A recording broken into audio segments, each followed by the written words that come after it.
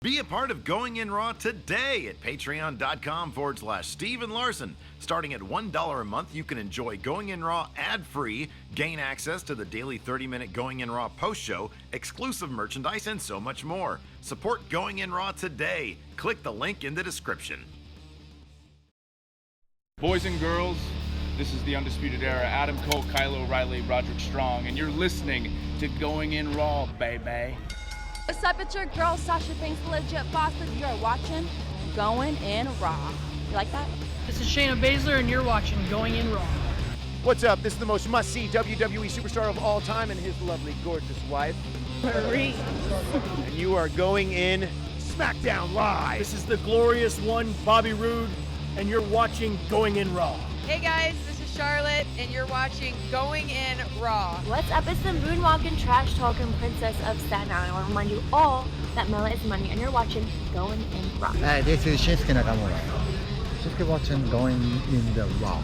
This is the knockout artist, Cassius Ohno, and you're going in Raw.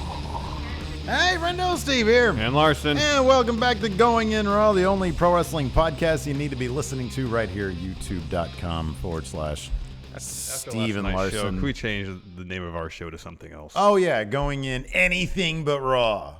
Going In, what the hell was that we saw last night? Yeah. Going In, why do I have to sit there for 3 hours when there's a million other wrestling things that we could be sitting or just through? anything else with your life you could be doing. Look, man, here's the thing. Before we get into this, so we try to remain positive here. Yeah, we always aim to be positive and see the best in anything put before us, but when there's basically nothing positive in front of what's before us, I don't think we're going to sit here and I can't make stuff up. act like it was an enjoyable experience when it wasn't. What are we supposed to do? Like sit here and just act like we didn't see what we saw? It was terrible. It was awful. Here's the thing. If you don't want the cynicism, if you don't want the pessimism, if you don't want us trashing something that's totally cool, I understand it.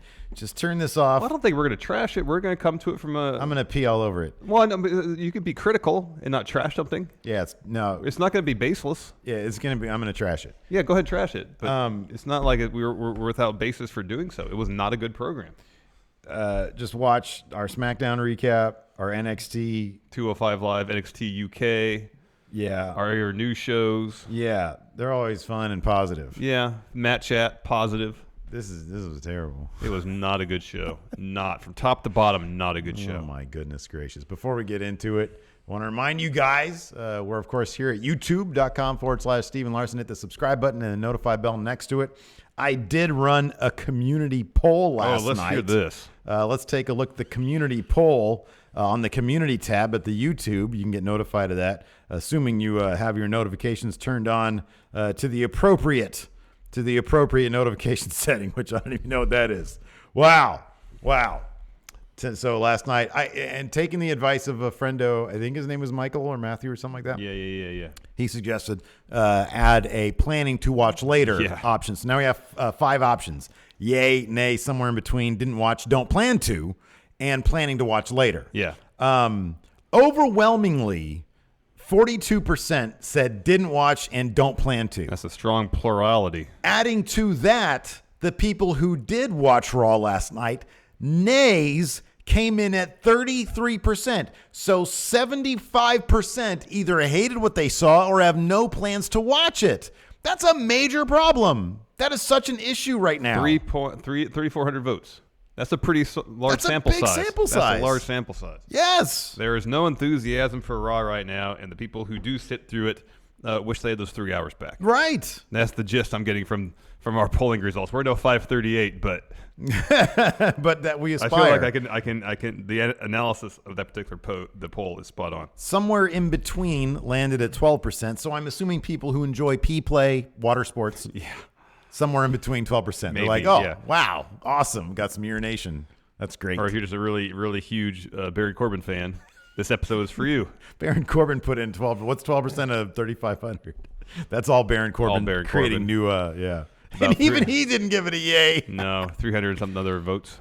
Planning to watch later, 11%. But I wonder if that number is going to tumble given what people are hearing. I'm guessing at least half of that's going to move up to the next option. Didn't watch, don't plan to. We're approaching 50% of people who took this poll who said they are not going to watch. Yeah. This is WWE's flagship program. This Yes! is the show everybody should want to watch. There should be excitement, anticipation week after week for you to watch Raw because it's WWE's A show, at least in their eyes. Dude. And yet it's a chore. A chore. There is no inspiration, no direction, no creativity. They're turning out the same stuff that we've seen for the last 10 years. They don't even apply the most basic conventions of storytelling that any first-year screen, that anybody who's watched 5 movies in their entire life knows inherently, instinctually. Why is it characters, they're not dynamic? Elias gets beaten up at the beginning and he doesn't come out to get any retribution at the end. Where the hell was he? None of this makes any sense. No, why Dolph and Drew had like this partnership and now that they don't hang out and we got no blow off, no feud. Why is it the one person that we both instantaneously agreed on out of the 100 superstars that they have signed from NXT Developmental, from NXT UK, from SmackDown, from Raw? Why is it out of everybody that WWE has under contract, the one person who we both agreed on? We said anybody else that isn't Dolph Ziggler. Why isn't saw that coming a mile away? Remember when Cena held an open challenge and people like Kevin Owens, Owens, Sami Zayn, Neville, all sorts of interesting matchups that we wouldn't have seen before maybe happened. And again, this is the silver lining. I'm looking into this. It's a decent match. Yeah, that one spot where the Seth kept going for the stomps was pretty good. And he won with the suplex and that the was cool. Falcon But there's Arrow. way too many rest holds in this match. The only silver lining I can maybe hopefully find in that, the fact that Dolph came out, and if this is going to be an ongoing thing, is that there's a loose end they're tying up. It was the blow off. When you don't lose via stomp, when you lose via superplex, Falcon Arrow, yeah. It's the blow off because it was Dolph who in the previous open challenge beat Seth for the title. Seth gets his win back from Dolph. I like how out of all the like consistencies of logic of, hey, Seth had a loss to him, he needs to pick up that win again in a convincing fashion. That's the one time they do it. When we get the 18th, I think I read this on Twitter, and I have not fact checked it. Somebody on Twitter brought up this stat. This is on TV, the 18th time since April that we've seen Seth and Dolph in the ring together. The 18th time. And here's the problem with... And even if it's not true, it feels true. Here's the problem with every feud basically on Raw, other than the fact that we've seen it a million times over. Yeah. There's no heat to anything. Nothing. The finish, the end of the show, where Finn gets beat down by this new trio of heels that are working together, the entire crowd was just sitting there silently. Yeah. No heat. Yeah. Zero heat. Hey, here's the silver lining. At least it only took him a half hour to accomplish what it took an hour to accomplish last week with the Elias beatdown versus the Braun beatdown, which literally took up the entire hour. Yeah, for the most part. The entire first hour. This week it took a half hour. Why the hell is Drew McIntyre a henchman? Why? Drew should be there. Dude, there are... His trajectory coming out of this Braun thing before last week was, this is my show. And then he goes and aligns himself with Baron Corbin. And why do we have to have another goddamn heel authority figure who abuses their power? It's like they keep on going the same well. What are we going to do? I don't know, have a heel GM that abuses their power. Cool. Now we got 2 of them. Yeah. Now that Alexa Bliss he's multiplying. Is running the women's division. Yeah. It's so tiresome. It's so formulaic, and it just feels like they're just taking the same 5 pieces, putting them in slightly different arrangements, and putting it out there for us. Say, hey, here's entertainment. Look, we're doing something different. It's not different. It's the same ideas, just a different cast. Yeah. It's so boring. It's so boring. And all the talk that I've heard about Shane doing some heel turn to SmackDown, it petrifies me. Oh, it's terrifying. Because SmackDown is free from any of that right now. Completely free of any of that. It's terrifying, I know. And it's by far the more enjoyable show. Drew as your top monster heel, Baron trying to keep it all together is how you go. It's so obvious. It is so obvious. Baron Corbin, I really like Baron Corbin. I know you really like Baron Corbin. I think he's doing the best job he can with what he's given. He could be a really, really good, strong supporting heel, a second or third top heel to a main heel. Yeah. Drew McIntyre is everything. He should be the man. He should be. And again, it all goes back to Survivor Series. We're like, okay, we're going to book that entire show, the storyline for the entire pay-per-view around the idea of Baron keeping his job, and then ended up not even mattering. And then what do we Doesn't get? matter. And hey, we don't really have instead of Braun being actually written off, and us just absence does make the heart grow fonder. What do we get? We get a sulking Braun on a hospital. He should be in a cave somewhere repairing himself. He really should. He should be doing like the last scene. Well, maybe not that far of the Nick, where Clive Owen is operating on himself. We should have Braun fixing his own elbow. Yeah. This is all we are. Exactly. Boy, that was a great scene. He gets in there, does a couple things, sells himself back up, does this a few times. Yeah. Or freaking Anton Chigurh in No Country when he's in that hotel room. My elbow just got this hand. I have a very delicate hand when it comes to My surgery. elbow's no longer garbage. And the next week he shows up and destroys everything. Every single thing should have been done better and differently. It was another Costanza episode. Yeah. They should have followed their then the opposite of their instinct. It would have been an enjoyable show. Yeah. And there wasn't even like was there like a good match last week? I don't remember anything. Yeah, I don't remember shit. Hey, Edge and Christian show was hot. Oh my God, that was funny. That. You have to do. I want to check out that Samoa Joe. Because I was sitting there, I was capping the footage for the We Book Raw today, which, by the way, we're going to be filming that live on Twitch, twitch.tv/Stephen Larson. It's Tway. I'm gonna see if we can get away with saying Twitch. Later on today, probably around 2:30-ish. 2:33-ish, something like about that. We've got 2 episodes we're going to be filming today. And then also we're on the, before we get into the Super Chats, we're on the Patreon. I want to remind you guys, we're coming down to the wire. We got 3 days left to be on that Patreon. If you want to get on the $20 mark, you get the Friendo Care Package. It's a comic book, a lovely comic book, stickers of my face, Larson's face, and the original Going In Raw logo, an original Going In Raw logo postcard, and of course, it's coming back this Friday. Steve W. Fun Wrestling, the Friendo Unified Championship Wrestling Draft 2019 is coming back this Friday morning, Pacific time, 9 a.m. 9 a.m. Noon Eastern. Eastern. Yes, in all equivalent time zones across the world. I just had an idea, so I got We're coming back. I got my slow WOLFPACK all over print so shirt. Get your Patreon, your $20 in. Within the next 3 days, you get that care I have package. an idea. So I got my slow WOLFPACK all over print shirt yesterday. I didn't wear it today because I needed to wash it. We sold 50 of these things. It looks spectacular. Yeah. It looks really good. Don't sell colors them on this. really pop. Please don't sell them on this. It's the terrible. print is really well done. I have an idea. Okay. Next all over print shirt. OG Going In Raw logo all over print shirt. I think that'd be great. That'd be so ugly though. Is the point of this so like just to be? I think that's the point of all over print shirts, to be as obnoxious as possible. I don't know, man. Matthew Audet looked pretty cool in his. It's a great looking shirt. Is that this one? Look at Matthew Audet. It's a great looking shirt. It actually looks really good. That dude's about to throw down with somebody there. I'm gonna wear mine tomorrow. I'll model it for everybody. It's a really good looking shirt. It looks really good. They did a great job. The same would apply to the OG logo? Yeah, I think so. Oh man, you're crazy. So. Just huge. You know what, man? I'm too much. You know what? You are too much. I am too much. Oh man, let's read these super chats and we'll talk about this shit show. Chef Dead Inside. Yeah, no kidding. Y'all kind of felt that way last night at times. Going to SmackDown Live tonight, but going to get back to work for now. So take my money. Too sweet. Have fun at SmackDown. That should be fun. It's a fun show. I bet everybody on Raw wishes they were going to SmackDown. I know. That crowd, like beginning of the show, the crowd was into it. Yeah, man. It was a hot crowd, and by the end, they're just defeated. Yeah. That's like what Vince wants to do. He just wants to defeat the crowd. I guess so. It's almost like he wants people to not watch his product. Yeah. Askelund did a bit of research and found that 6 of the last 7 Intercontinental title matches have been Ziggler versus Rollins. Exactly. Well, I mean, hopefully this is a blow-off then. Hopefully that's do a best of 7. The Matt Star 007. Bobby Roode has been botched so badly. Even the creative team are using his matches as the piss break match.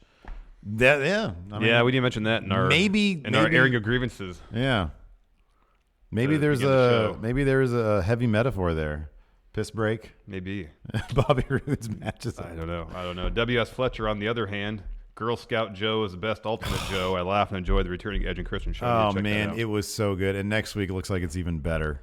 Oh, this was so good. And they even had Cena in this episode. Oh, so great. Alex Ramirez, did WWE make Raw so trash So we would forget Lars. No, they're doubling down on Lars. Because there's a brand new promo for him, and yeah, they were doubling down. Yeah, they're saying he's the hottest free agent, I believe, in wrestling history or something like that. And both commissioners are going after him. They're negotiating with Lars Sullivan. I wonder if either of those commissioners know that he's got a history on message boards. I don't know. Allegedly. Jay Sean Lawrence, the go-home show for the Rumble, is here in Oklahoma City, and after last night and having second thoughts about it, hopefully they get their shit together. So they're having deals for the Raw here in town. Deals. And then for like the last few weeks, I was like, yeah, maybe we'll go. But after last night, dude, I do not want to go to a Raw. I don't want to be seen at a Raw. I don't want to. Yeah, you don't want to be. Yeah, I don't want to be in bed. People, hey, what are you doing tonight, Steve? Oh gosh. I'm gonna go to the. I thought it was game tonight. They got good hot dogs here. They got a good Euro place upstairs. It's delicious. I'm here for that. I thought I was going to. Oh, they got this new vegan restaurant at Golden One that had like these fat ass looking burgers. Really? Yeah, I don't know what they're made of, man. Are they the Impossible Burgers? Have you heard of the Impossible Burgers? Oh, don't they aren't they supposed to like taste super like meat? The texture is pretty close. I've had one before. Oh yeah? Yeah, Is it crazy good or what? It was all right. Yeah. I don't know. I went to a burger place. Every day I'm thinking and it was kind of I need to either go vegan or not. Go that far. I don't know, man. You either need to go vegan or not. I don't know. I got to do one thing, or either I want to be healthy or I want to eat that red meat. That red meat's terrible for you. It is, but everything in moderation, man. Nah, man. It's either yay or nay. No somewhere in between. Yes, Jay Sean, I hope the quality of Raw starts to improve. The Enforcer, Stevie Bradley, Raw is a dumpster fire. Roman, that big of a vacuum to fill. Here's the thing, man. Like, usually if somebody's out, it spurs creativity and you get to shuffle the deck. It's just so uninspired. None of that's happened. Nothing's happening. It's like Roman left, and then it was a scramble. What are we going to do? Heel authority figure. I do kind of wonder, and this is no excuse. But there might be some amount of reasoning. I always had this theory about Roman. I've talked about it a little bit, how I feel like things that Vince doesn't feel a lot of pressure with are the best things because he doesn't care too much, so he doesn't overdo it. He doesn't overmanage it. With Roman, he was writing his promos. It felt like he was overmanaging things. I felt like Vince wrote the entirety of the Nia Ronda segment. Well, no, it feels like that it feels like maybe with Raw, and this is like pure speculation, I'm talking out my ass here, but maybe Vince is so freaked out that Roman's gone that he's in overdrive mode. Well, it could be because PW Insider said that Vince was handling creative last night. There you go. In charge of creative. I mean, he's always in charge of creative, but like hands-on last night. Right, yeah. Your boy Will, I know the guys who make Bobby's robes and gear. It pained me to see what happened to it last night. I think that was actual pee or just water? It wasn't actual pee, it was just water. Yeah. But still, it was put over a toilet seat, and then when Drake walked away, the auto flush kicked on. So I got toilet water on it. Yeah, can you salvage that or not? I don't know. We were talking about soiled pants yesterday. I'm sure you can dry clean it. Probably, right? Yeah. You're not just going to get rid of that. No, right? It's probably a $10,000 robe. It's probably expensive, about $10,000. Timothy Strathman, Nia and Tamina need a manager like Bliss or Leo. Yeah. Nice. Terrible on the mic, dude. That was not good. And Fiend Kicks. I was wondering, I was considering tickets for the Rumble here in Phoenix. Not considering anymore. WWE's not in a good spot right now. I am anxiously awaiting those ratings from last night. Oh, yeah. That third hour drop off is going to be massive. It's going to be huge. It's going to be absolutely huge. Will it drop under 2 million? Boy, that'd be something else. What was it at last week? 2.1. 2.1. I think the third hour is 2.1. I don't know, man. If it drops under 2 million, that's got to be. You think? The silver lining might be if it drops under 2 million, it might kick somebody in the eye. I don't care what people say. They're gonna give a shit if it drops under 2 million. Yeah, ratings may not matter, but doesn't mean people don't care about it. It's an indication of enthusiasm. Yes, and enthusiasm's in the toilet. Yeah. We've seen. Oh, midwife Bray Wyatt. I forgot about that. God damn it, that was so funny. Oh, yeah. On Edge and Christian. I know what it's like to be a mother, even if I don't have a vagina. He said vagina. Oh my God, dude. He was in character. He wanted to laugh the entire time. Gosh, that's pretty funny. Oh, it was good. They made a fart sound when a baby came out. Between ratings going down, attendance across the board seemingly down, it's just all bad. All right, well, let's hop into it. We got one more super chat here. Let's get this done. Rook the Crook. I was in the crowd for the Bobby Sisters segment, silent with the crowd at how bad it was, and this episode was worse to sit through than that. Really? I don't know, man. See, here's the thing. I'm not gonna say this is the worst Raw ever. Other people have said that. Plenty of other people have said that, or at least worst of the year. I think in recent memory, the Bobby sister bit, and then Bailey, this is your life. I don't think there was anything in this episode that like literally hurt to watch, sit through. I mean, besides the entire episode. Yeah. But that one moment, there was nothing painful to watch. There was nothing that you were sitting there and you were embarrassed to watch. Like the most embarrassing thing for me was the Ronda promo. Yeah, because she was saying, when you change the history of the course of the world and hit Becky Lynch, I was like, what are you even talking about right now? You know probably why that happened? Because probably Vince probably rewrote it 5 minutes before she had to go out there. That's probably why. Anyways, show kicked off with Baron Corbin. He was flanked by Drew McIntyre and Bobby Lashley. Baron dropped a promo talking about how they beat down Braun. They're the best. He's going to be permanent Raw GM. Yeah, I think we got a recap, too. That was a little bit, yeah. Great for Baron. Bobby was on the mic next. He called everybody in the audience a beta male. Yeah, I mean, that's kind of funny.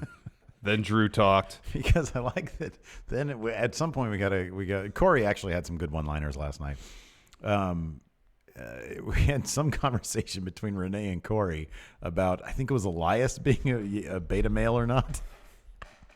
I don't know. It's such a stupid term. You gotta. But it makes me laugh. You got to find little bits to enjoy. Yeah, Corey. 3 hours of crap. Corey does a good job. Oh, he does a good job, and they have him like relentlessly going after Renee Young, which is so dumb and so ill-advised. But it kind of makes me chuckle. Their back and forth about yoga stuff was pretty good. Yeah, that was pretty funny. The gender match. Yeah, that was funny. Anyways, Drew's turn to talk. He throws the Titantron. Showing the beatdown of Braun last week. Back to Baron, and he says, I sent a camera crew to follow Braun to Alabama in preparation for his surgery. Yeah. So we got that. They're trying to insert logic. I sent a camera crew. Why would Braun talk to Baron's camera crew? Why wouldn't we just get Michael Cole saying, we have a message from Braun Strowman, just so they can get the Milwaukee pop? I know. I'd rather be there in Milwaukee. I know. Well, he's trying to chew his arm off and go out there and fight again. No, you're just sulking. You're just sitting there shirtless, sad. With all the bruised makeup on his arm. So ridiculous. Yeah. Back to Baron. And he says he expects Braun to forfeit his match at TLC, or he won't be at TLC, but he's not going to cancel the match. He expects Braun to forfeit. Therefore, Baron will be permanent general manager of Raw. Lights go down. Guitar strum of the E minor chord. It's Elias on the ramp. Yeah. He drops a promo, sings a song.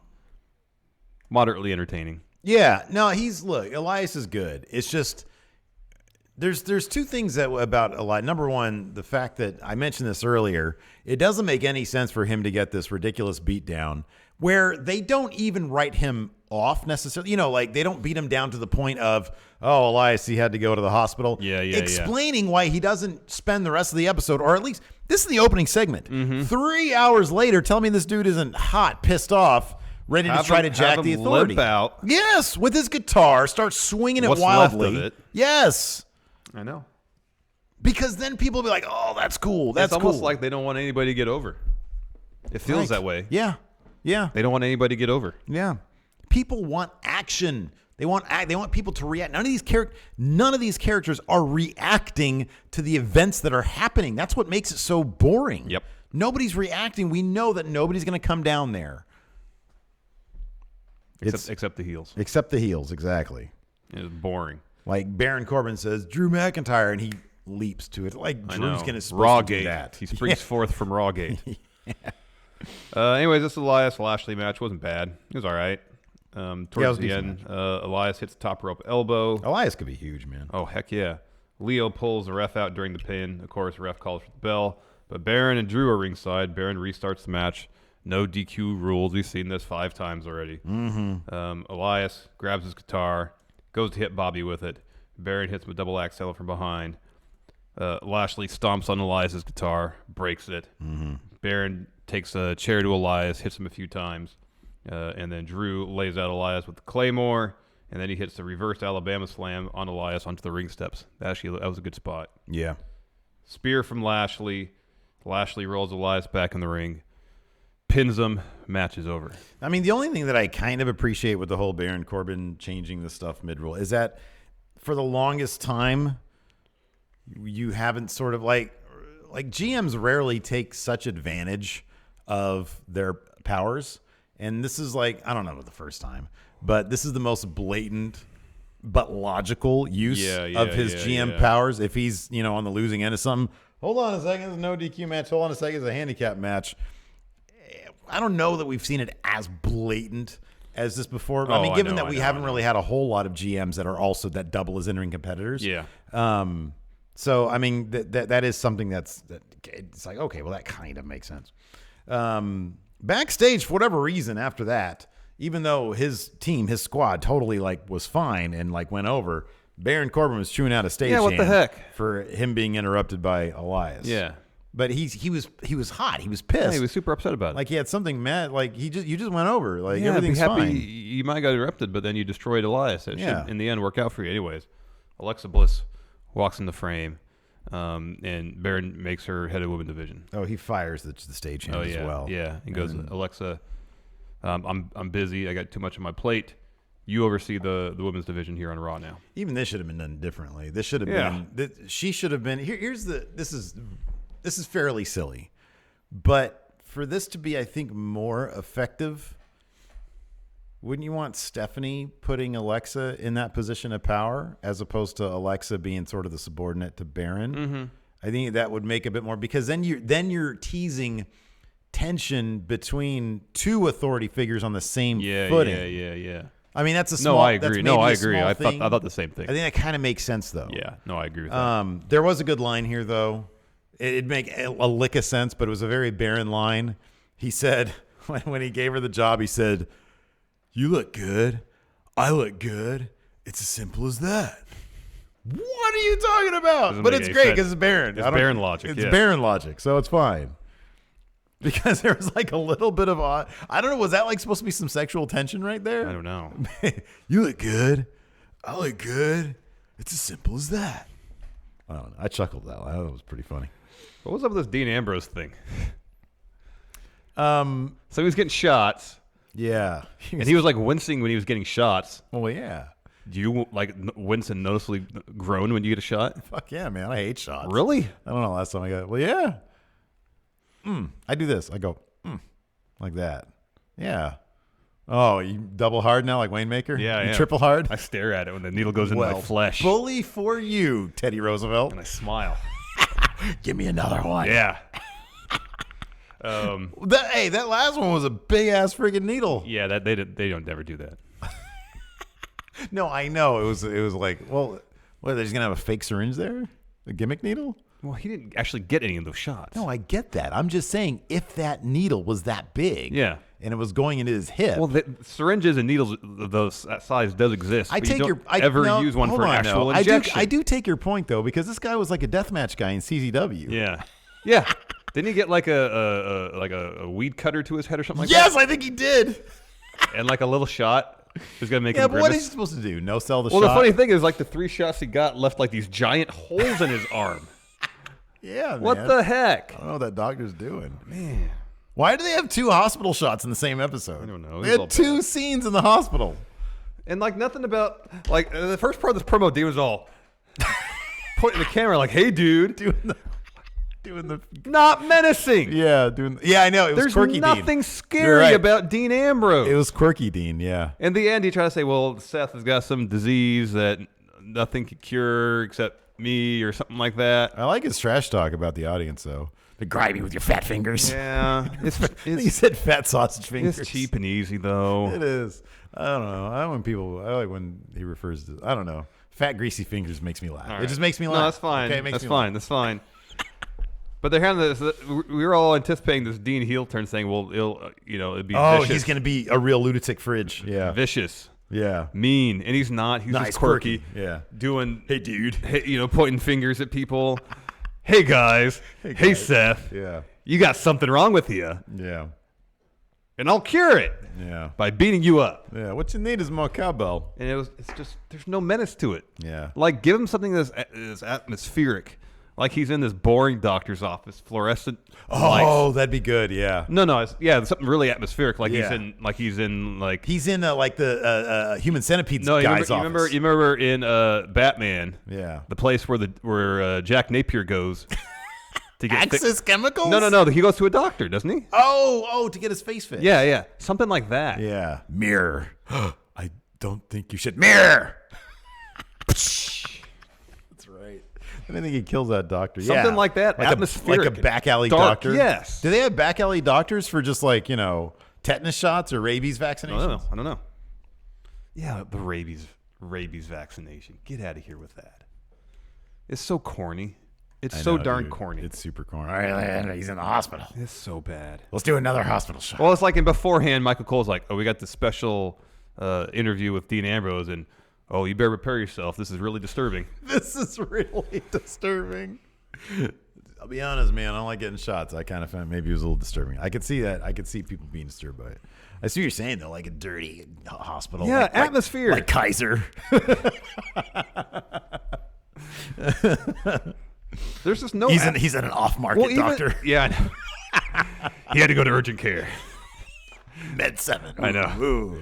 Like even the parking lot thing he did where he burned his shield vest. Yeah. It was quite obviously just the parking lot behind the arena. Give us some atmosphere. Next. Oops. What did you do that for? I don't know. I did that. I don't even know where that came from.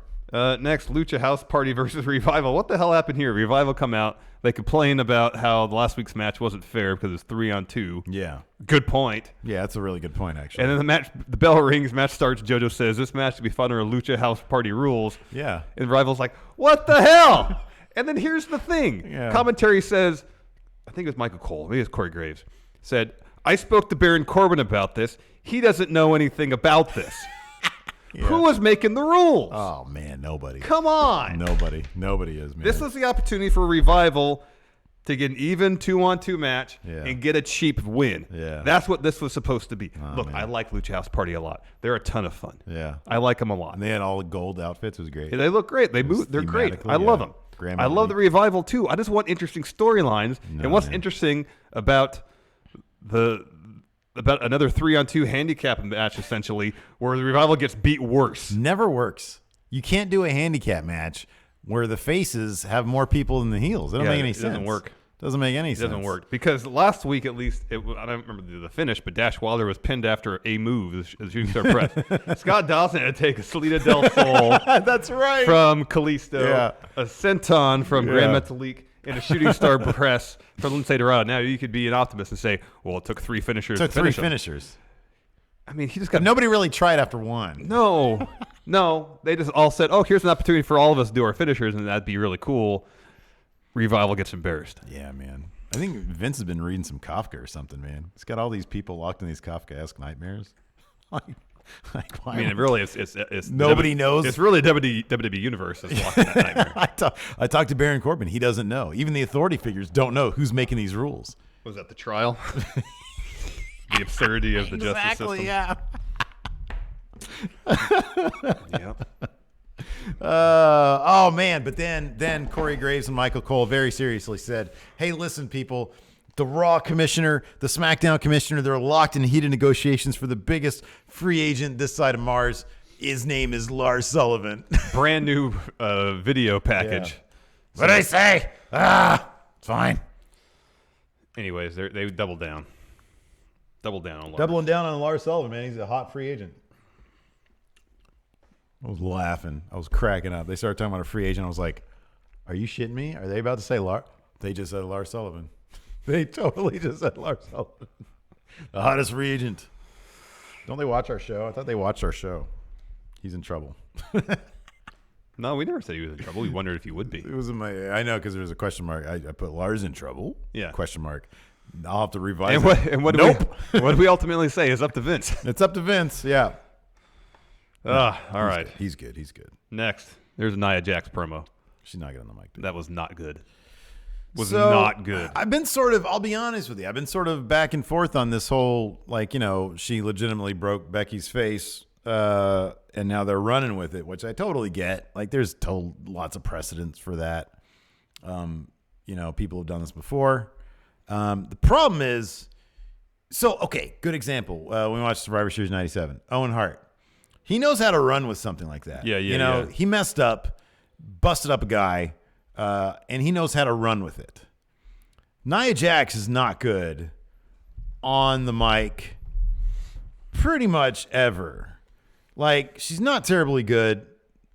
When Nia Jax is probably best when she's just sort of being herself, and even then she's not really all that great. I've said this before, and I still feel this way, that when she's talking trash in the ring, the way she carries herself in the ring in terms of her character, she's pretty good. Yeah, no, here's my bottom line on Nia Jax is I think that she, unlike a lot of people out there, I think she's fine. I think she brings a unique look to the women's division, and a unique aspect as well. I think that she has an imposing presence. I don't think she's a bad wrestler. I think she's a fundamentally okay wrestler. Yeah. And just, her look, her size alone, I think, brings her to the dance, and that's fine. I just don't think she should talk. And I think it makes things worse when she comes out there and she tries to play up the heel aspect of things. Well, she's trying to play up the heel aspect, but kind of be the charming heel. Yeah. She's like, here, look what I did. Yeah. I was picking the scabs off my hand from busting Becky Lynch's face. It's kind of a weird thing to say. She said like crusted blood. Yeah. But that's just a scab. Yeah.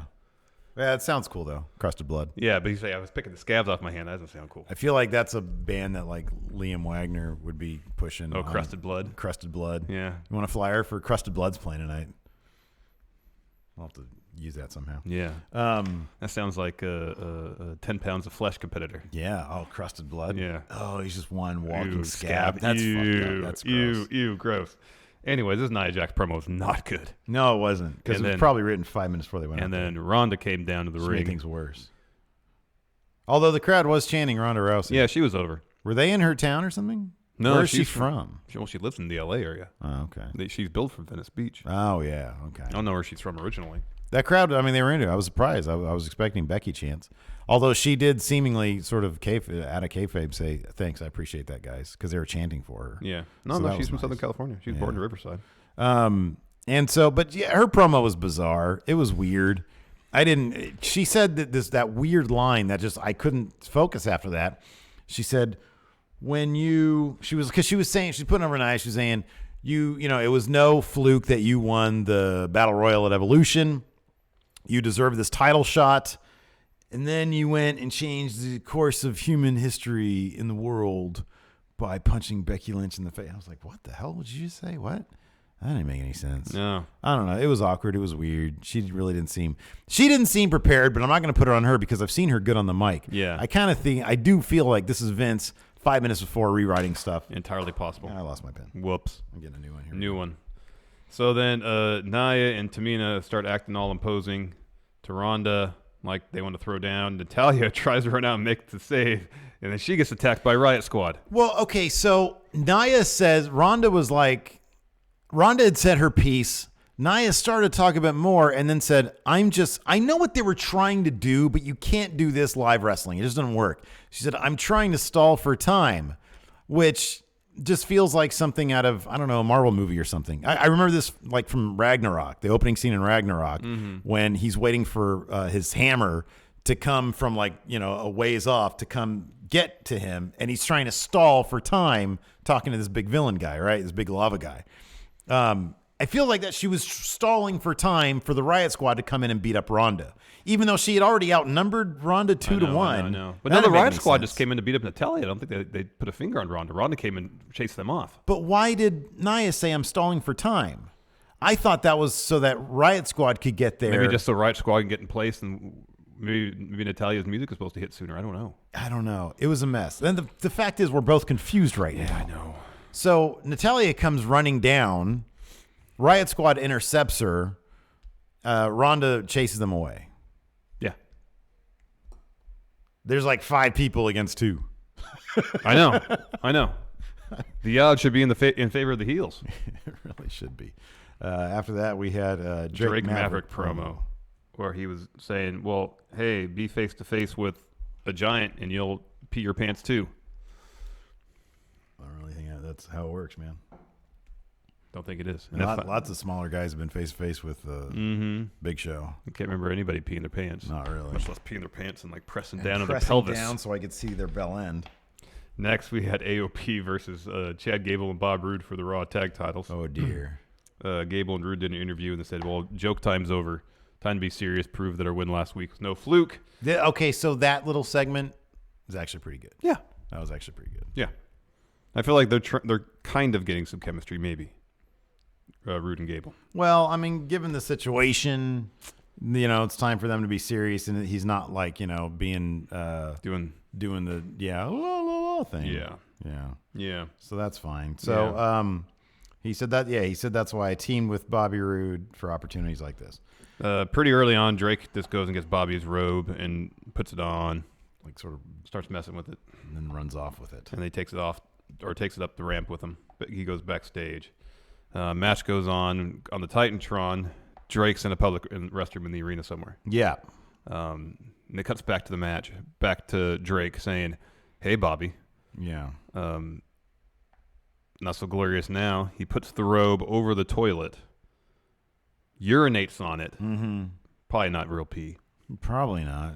And then turns around, you hear the toilet flush. Yeah. So again, that robe got some toilet water on it. Well, because before he didn't just like lay it over the toilet. He like put it in there and put his foot on it to sort of dunk it in there a little bit. Like he was making a secondary toilet out of Bob Roode's robe. Right. Yeah. Yeah. Some sort of receptacle for his urine. Right. It was like a sub toilet. Yeah. Sub bowl. Yeah, it was like a toilet liner. A robe toilet liner. So he pees in it, turns around, talks some trash, and all the while Bob Roode's just fuming. And you have a chance at the tag team titles here. Concentrate, Bob Roode. You got like 5 of those robes. They're not cheap, I understand. If I ever were invited to be on Cultaholics, what is it called? Straight to Hell. That's like my number one thing is there's too much distraction. Keep your eyes on the prize, Why do man. these people have the shortest freaking attention spans? It's a title match. So that thing that bugged the crap out of me with Seth Rollins. Yeah, They booked Seth Rollins to be the most distracted person. He's got in the tunnel WWE. vision, man. He does. He has tunnel vision. So predictably, Bob Roode's attention's on Titantron, not on Authors of Pain. Yeah. He gets pinned after a powerbomb neck breaker. AOP retains. How come AOP doesn't do Last Chapter anymore? I don't know. Because they don't want them to be cool. Because they want them to be crap. Because he got 2 like big dominating dudes, and they put him with Drake Maverick instead of Paul Ellering. Yeah, they have their. Like that's the least of my concerns. Yeah. Why'd they take away a cool move? I don't know. Why'd they do? Well, I mean, I think it's all a symptom of the same problem. They don't really know what they have. Mm-hmm. They have no idea. They put him with a manager who pees himself, and then the crowd starts chanting AOPP. Yeah. It destroys their credibility. It's funny. And like they need Drake Maverick to pee on Bob Roode's robe for AOP to get a win. Right, That's really what it is. Yeah. It's like, well, we don't want Gable and Roode, who've been a team for like a month and a half, to take a clean loss to Authors of Pain. Yeah. Because God forbid we build up Authors of Pain to be a dominant force. Right. So we'll have Drake Maverick urinate all over Bob Roode's robe, serve as a distraction, so that it's kind of a protected loss for. Didn't Bob Roode take a loss against like Connor from the Ascension not that long ago? Yep. It's entirely conceivable that Authors of Pain would dominate a brand new tag team. Yep. And then you tell the story of that tag team. We don't get that level of storytelling. Trying to get on the same page. We don't get that level of storytelling. Very simple. We don't get that level of storytelling in WWE. We get pee-pee. We get urine, yes. Next, Sasha and Bayley are backstage, just kind of talking. And then Alexa Bliss comes in, and she's going to let Sasha and Bayley have an open forum in the WWE Oh, universe. what a great idea. Let's not have a match. Let's have an open forum. Yeah. Which happened later. Yeah. And it wasn't good either. Then we had a Finn Balor iPhone promo where he was like looking at a Raw shirt saying, because they kept on reiterating this line being from on Baron the Corbin. right side of history. Right. Where pretty much align yourself with Baron or you're going to be on the wrong side of history. Right. Next, Ember Moon versus Alicia Fox. It was announced that Ember Moon's new mixed match challenge partner is Kurt Hawkins. He's replacing Braun Strowman. That is great. I don't know whose idea that was. It's kind of brilliant. You replace the dude who's probably next in line for Universal title, most dominant force on Raw, with the guy who's lost 236 in a row, 240 matches. Yeah, yeah. It's pretty damn funny. It's pretty funny. Poor Ember Moon. Oh yeah, like she should come off as a lot more depressed, to be honest with you. Yeah, and there should be no glee about any of this. No, she should be bummed out. No. They hit her music, she comes out, she sort of sulks. She shouldn't be joining No Way Jose's conga line after her match. No. She should just walk backstage silently and alone. Mm-hmm. Just depressed. Exactly, yeah. She wants nothing to do with her partner because he hasn't won in like 2 years. Because he's garbage. Anyways, Ember Moon picked up the win over Alicia Fox within the clips. Kurt Hawkins celebrated like he'd won his first match in 5 years. That was actually the lone sort of funny bit about he comes running up to her. She gets out of the ring. She's happy she won. And he freaking attacks her in joy. And she gives this really freaked out look like any normal person would. Yeah.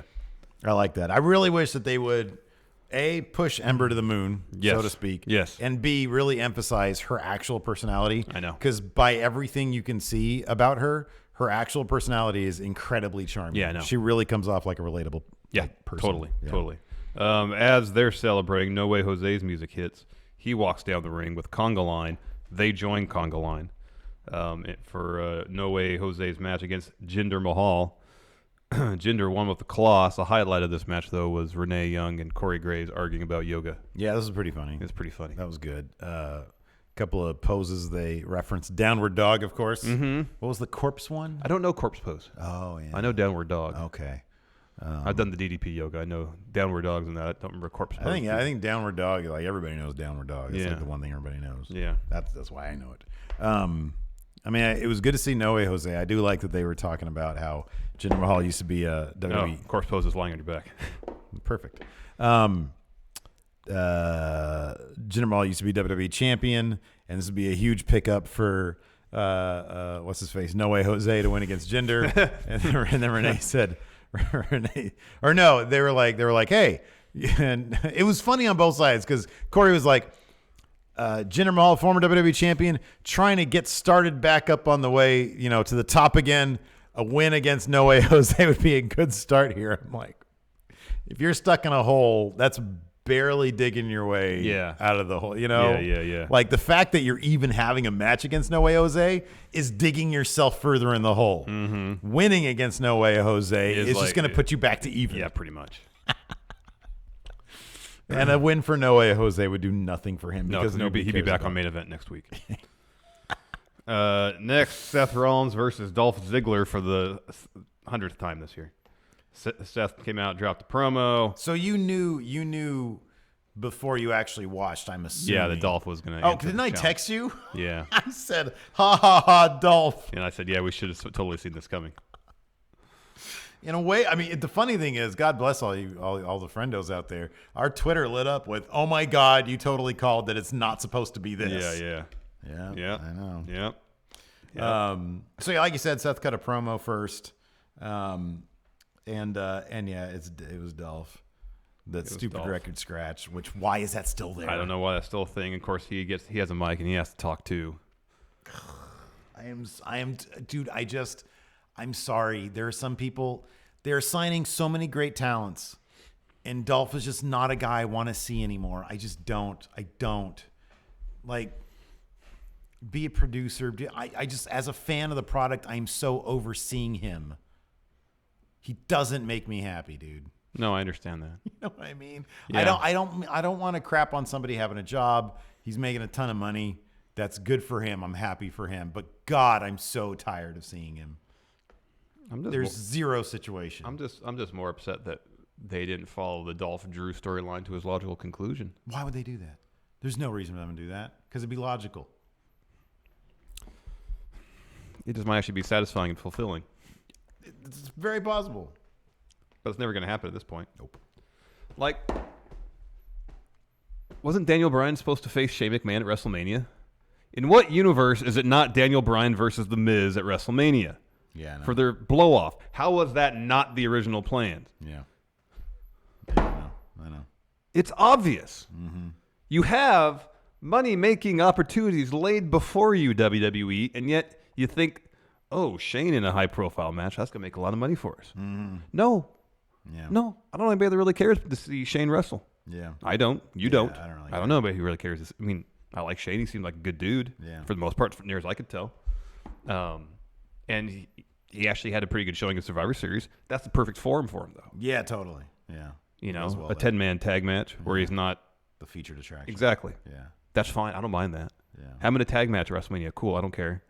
But in no universe should it be Daniel Bryan versus Shane McMahon in a high-profile match at WrestleMania. It just shouldn't happen. I'm still kind of bullish that's actually going to happen, though. No, it's not going to happen. Yeah. That was the original plan. That's what Meltzer said before they put the belt on Daniel Bryan. Yeah. And the heel turn and all that. So, anyway. On the other hand, dude, he is best in the world. Maybe he'll win the WWE title. Entirely possible. It will be Daniel Bryan versus Shane McMahon. Totally possible. This was cool, though. So the match actually wasn't bad, but it wasn't terrible. It was a lot of wrestles. times. We've seen it a million times. I mean, dude, I'm a huge fan of Finn Balor, and him and Seth Rollins put on great matches. If I saw 17 of them, I'd be over it. I don't care who it is. Yeah, I'd be over it. I would be over it. Honestly, Okada Omega 17, I'd probably be over that. Oh, they might be fine. They might find new ways to make it interesting. 17 times is a lot. Yeah, man. it's a long time. That's a lot. It is a lot. Seth did pick up the win after the Superplex Falcon Arrow finish, though. Yeah, that was cool. I've been screaming that Someone that is needs watching. to be a finish. Someone is watching. Someone is watching. Maybe. Next, we had Alexa Bliss. She came out. She introduced Sasha and Bayley. Credited them with helping Team Raw win at Survivor Series. And she said, "Here's an open forum. We'll take questions from people in the audience." And then she proceeded to talk trash to pretty much everybody in the audience. Some of that was funny. Some of that was kind of funny. She said, "Sir, you just have a blank look on your face." Oh, that's just your face. I don't know. Some of that was pretty funny. Yeah. So they come upon an audience member. She says, "Well, what would you change in the women's division?" And Bayley says, "You know what? I think we're in pretty good shape. I really wouldn't change much of anything." It's a terrible answer. Yeah. And then Sasha says, "Well, I'd change one thing. I'd send Alexa Bliss back to SmackDown." That's pretty much it. And then Bayley says, "No, wait. I'd send her back to hell where she came from." Yeah, there could have been a funnier line there. Oh, yeah. Like, garbage is a funny word. Yeah. I'd send you back to garbage or something like that. I don't know. Yeah. I send you back to, I don't know. There's like a million different I thought things. she didn't say NXT. Oh, that'd be funny. Send you back to. So you can learn how to wrestle or something like that. Yeah. That'd be some decent trash talk. Yeah, that'd be good. Anyways, Mickie James, Alicia Fox, and Dana Brooke run to the ring and start beating up Sasha and Bayley. But then Sasha and Bayley clear the ring. Yeah, I looked away and Pretty I was easily. like, oh man, they're getting beat down. And I looked and I was like, And they stand how are tall. they still standing tall right I know. now? I I'm know, so man. confused right now. That didn't make any sense. Didn't make any sense. Yeah, the main event, Finn Balor versus Baron Corbin, another match we've seen about a dozen times. Yeah. It was decent enough. Towards the end, Baron avoids a coup de grace. He rolls out of the ring, grabs a mic, and says, "Oh, I'm going to make this a handicap match now. Here's my partner, Drew McIntyre." Yeah. They beat up Finn a little bit. Drew hits Claymore, gets the win. Bob Lashley runs down the ring. He hits his finisher. Corbin in the ring hits an End of Days. Drew says, "Get him up." Hits another Claymore. The heels end the show standing tall in the middle of the ring, and no one is booing. Nobody cares. Not a single Nobody person cares. is booing. You know why? Because no one cares, because this is crap storytelling. Exactly. And if you did something like, and here's the thing, when they got, I specifically remember looking at the clock when Drew got that pin on Finn. Yeah, and there's like 5 minutes left. There's 5 minutes left. I thought we were going to get like the Bray return or something. It's like, oh, Yeah. whoa, Bray's back. Maybe something's going to happen here. Or Elias was going to run down. Do you remember back in the Attitude Era when something like this would be happening and somebody... by the end of the segment, there'd be like 12 men around the ring. Right. Like half the roster would be down there. Or at least the glass would break. Now, Elias doesn't really have glass breaking-esque music. However, if that chord struck that starts off his theme song. Imagine this. Imagine you just hear, you see them in the ring beating up Finn. You hear the chord, the E minor. Yeah. And he does it backstage and he just sprints down the ramp. Yeah. That's all it takes. Yeah. Even Nitro had that sense of urgency sometimes. You see DDP with his rib tape on, and he's like limping and to it the might ring. all end with the NWO beating everybody up. Yeah. But at least if Elias runs down, there's a pop. The audience gets out of their seats. The reason for them to care. They start caring. Even if he gets beat up. He gets beat down. They boo in response to that. I know. When you have 3 heels out there against Finn Balor, of course they're going to beat him up. Why do you care? Why do you care? You don't It's care. the expected result, so why do you care? Why should Bray elicit Wyatt any was result? backstage last night. I know. It would have been interesting if he'd come out to help Finn Balor. I know, because like, oh, what side is he on? It would have been something different. He's injected into kind of the main event scene again. Yeah. Something's happening right there. Yeah. I know. It would have been interesting, different. It would have been something. We have a SmackDown preview Yeah, let's talk now. about WWE's Real A Show.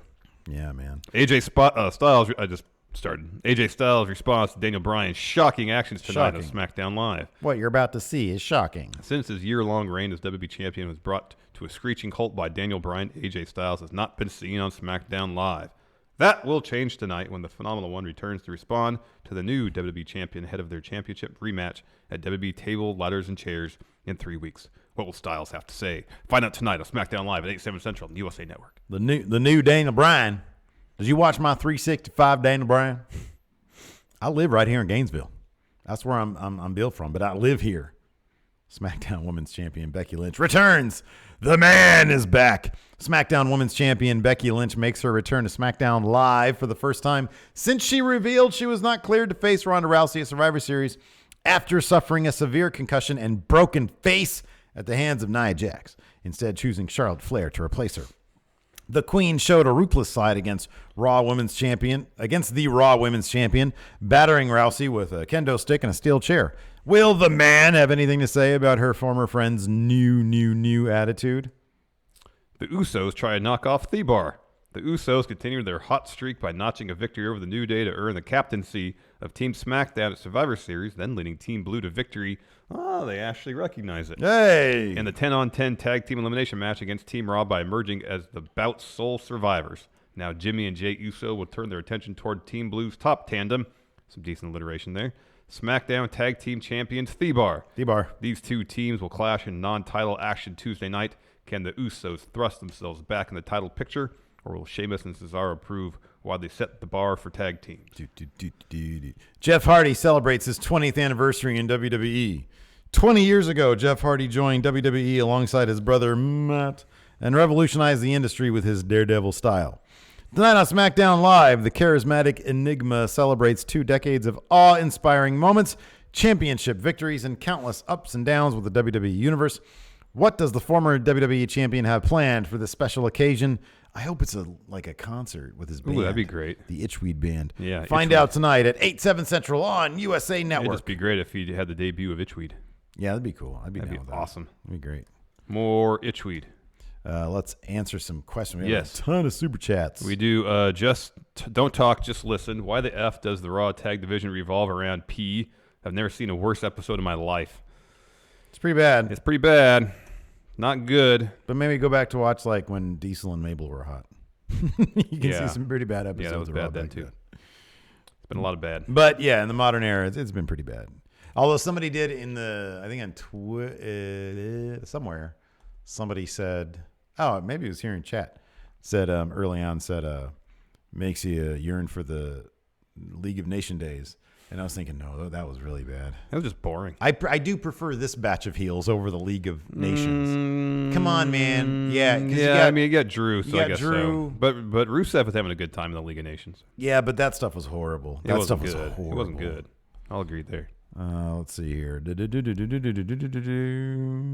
Lots of guaranteed people. I'm in the Discord right now. I don't see anybody tagging us. W.S. Fletcher, yes, midwife Bray, so funny. Cody Miles has a suggestion for non-news, but I don't know, man.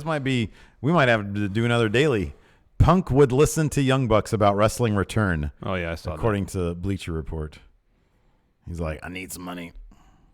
Fiend Kicks, I have the fear Vince will make Lars the new George the Animal Steel. He'd be eating turnbuckle padding within 3 months after debuting. That actually would be. He actually looks a lot like him. Yeah, and I would actually be down with that. Yeah. Jimmy Thomas, I thought Tamina was gonna sucker punch Ronda.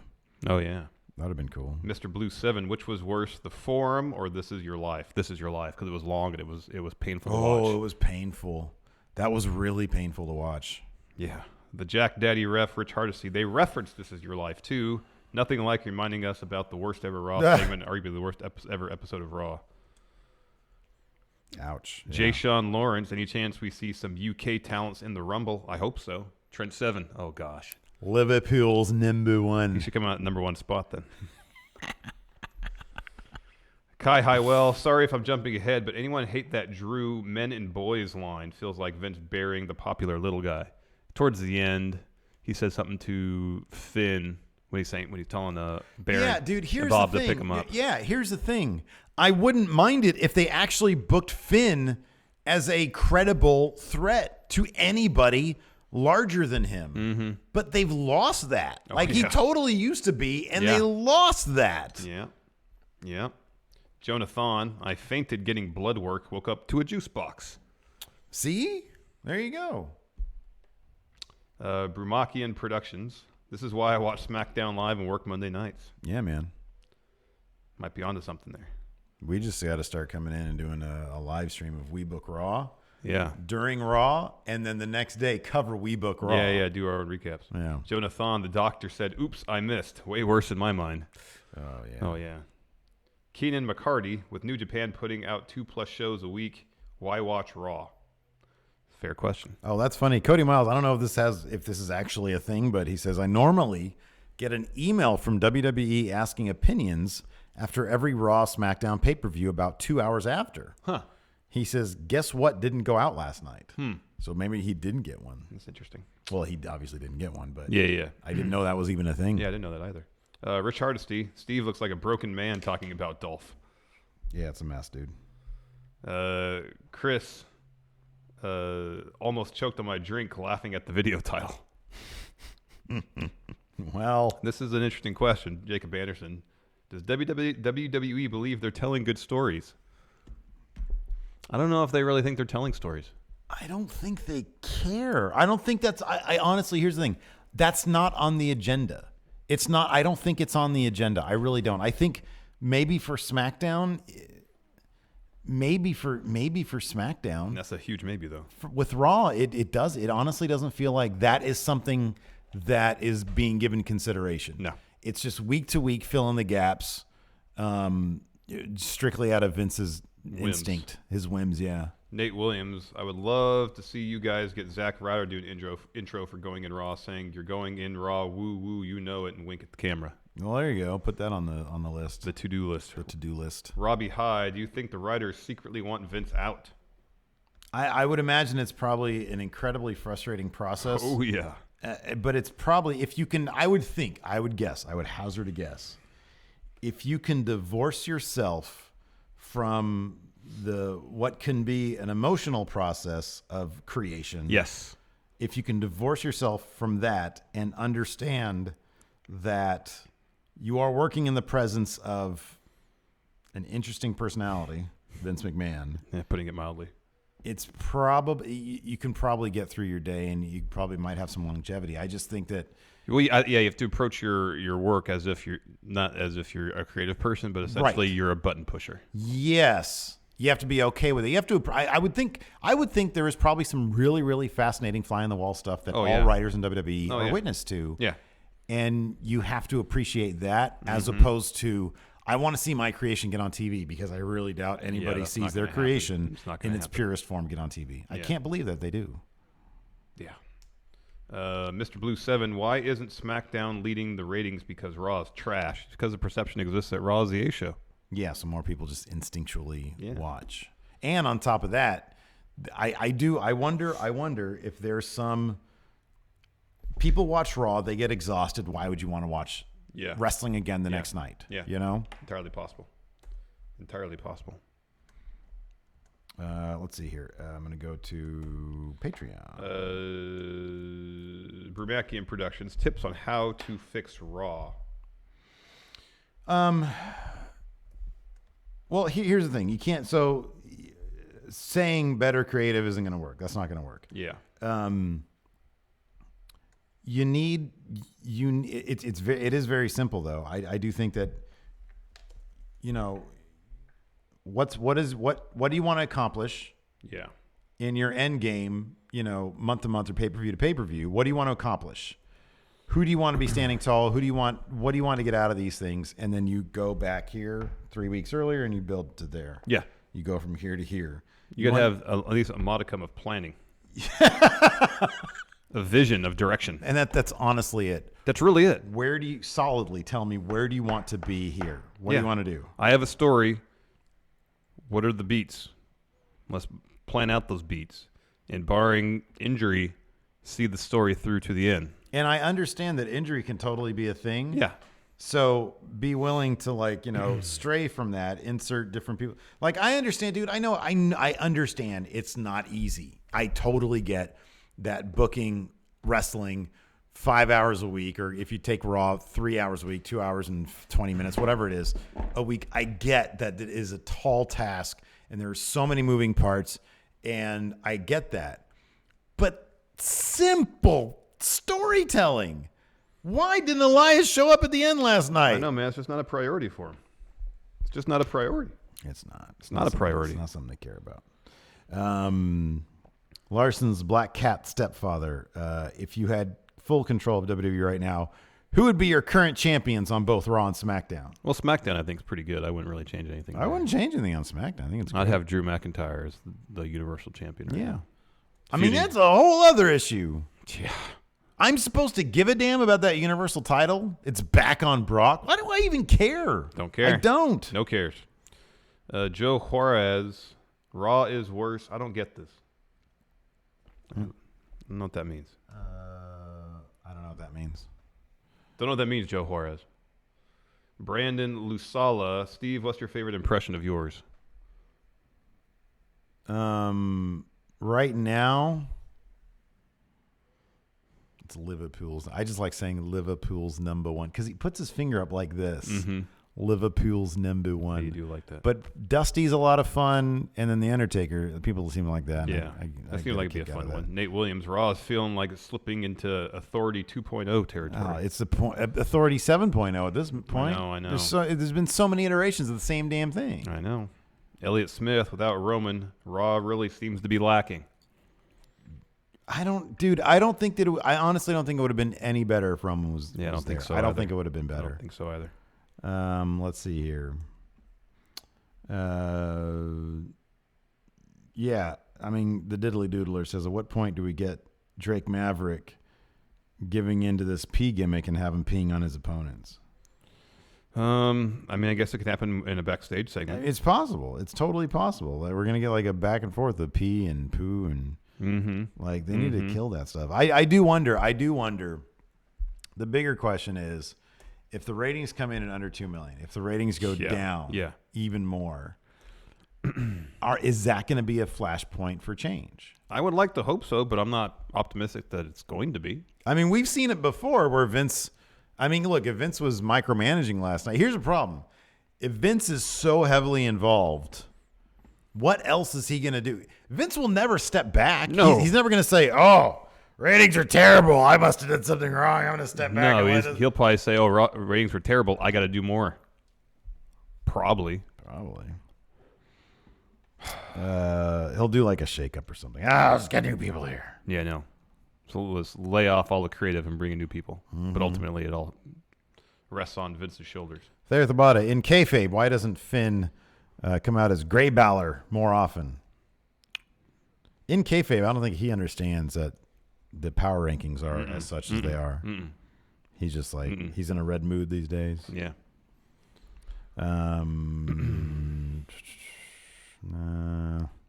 Here we go. Jake the Photog, first-time patron. I've been following you guys since 10 for the win. You guys have given me some great laughs during some rough days, so thank you. What other weird medical procedures should Dean partake in while he's cutting promos? That's a good question. Get his tonsils removed. Oh, that'd be yeah, that'd be good. That'd be good. Hair plugs. Yeah, that's messed up, dude. That's weird. That's weird. I don't know if that hurts. Do you think hair plugs hurt? I have no idea. Probably. Yeah, they might. I don't know. Probably look all weird. What was it? Arrested Development. Yeah. That was disturbing. David Cross had a bad hair plug. Yeah. Oh, that was so messed up. Joseph McInnes. Why does Vince hate the revival? I don't know. I don't know, but he kind of does. He obviously does. They should be like the perfect heel tag team. I know, man. Both of them in Authors of Pain, and then Authors of Pain's manager has a P gimmick. This is the easiest question to answer. The 6-inch Cyclops asks, who should have answered Seth's open challenge? Anybody that isn't Dolph Ziggler. Drew McIntyre. Anybody. And then have Dean cost Seth the belt. Anyone. It's so easy. Anyone who isn't so Dolph Ziggler. Easy. This stuff should just write itself. It's not hard. No, man, it's not. It's not hard. So damn frustrating. J. Bob. Another first-time question.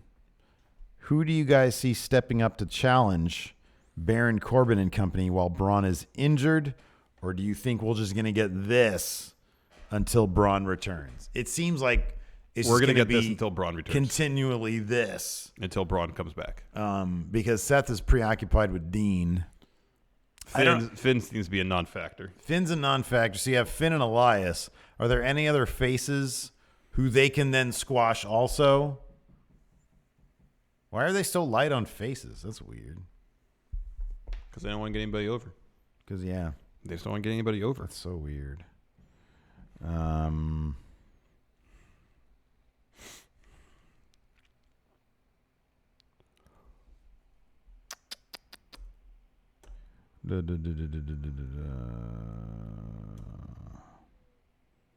Anything else? Well, I mean, no, I'm looking.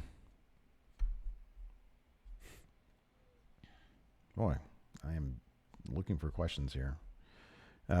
James Fletcher, could you ever see WWE doing like Impact Wrestling with the option C where they cash in an X Division title? Well, they have that with Money in the Bank. They kind of have that already. No.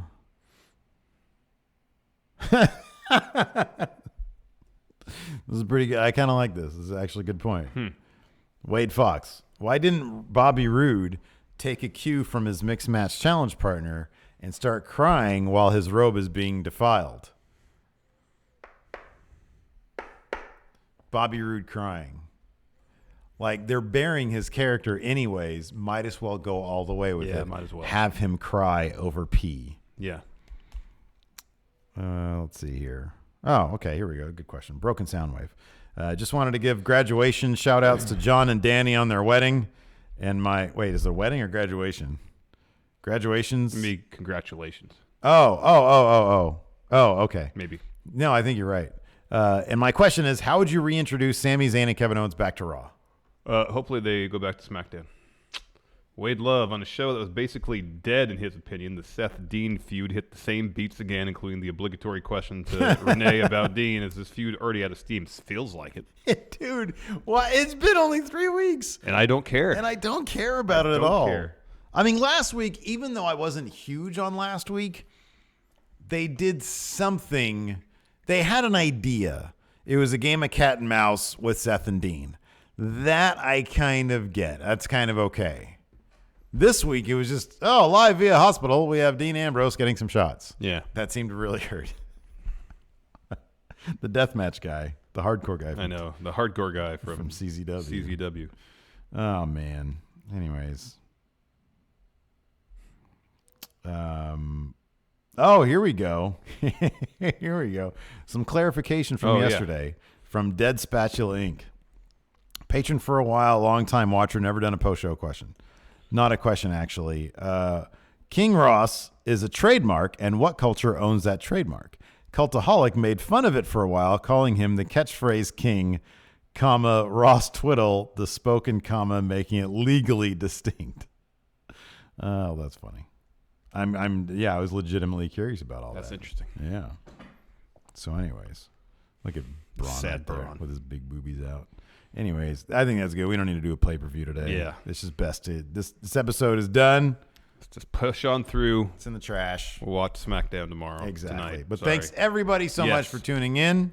We appreciate it. Patrons, of course, $5 and up. We got a post-show coming up. We do. A bonus episode, if you will. Yes. Some fantastic we got a couple more non-news. super chats here. Oh, Stevie sorry. Bradley, remember 20 years ago when Vince didn't want to insult our intelligence? No, I don't. No, I don't either. I don't remember that. Nick Failer, subscribe to PlayStation View to watch Raw. Watch Raw, immediately unsubscribe to PlayStation View. We have a couple more Discord questions here. Mr. Sinister, it would have been better if Dean was at a bar getting those shots instead. You mean shots or shots? Well, he said those shots, so I think he mean that would be interesting. That would be interesting. We'd be talking about like how weird was that? He was at a bar getting atmosphere, make it weird. Yeah, that's weird. He's at a bar and some dude's next to him giving him shots. What is that all about? That's a cool idea. Yeah. Or if he's getting drunk, either one would be better than what we saw. Adam Mayhem's #1 fan. Wait, you wrote this? On a scale of 1 to 10, how bad does Bobby Lashley want to go back to Impact? He doesn't. He probably doesn't want to go back. I don't think he wants to go back. And then, yeah, that's good. That's good. Oh, no, here we go. Cody Miles provided proof. Here's one from Survivor Series and Raw after. WWE wants your opinion. That's interesting. And he did not get one this time. They know it was a subpar product. Anyways, that's it for show. Thanks so much, everybody, for tuning in. Thank you very much. We appreciate it. And patrons, stay tuned. Stay tuned. We'll be back in a few minutes. Yeah, until next time, we'll talk to you guys later. Goodbye.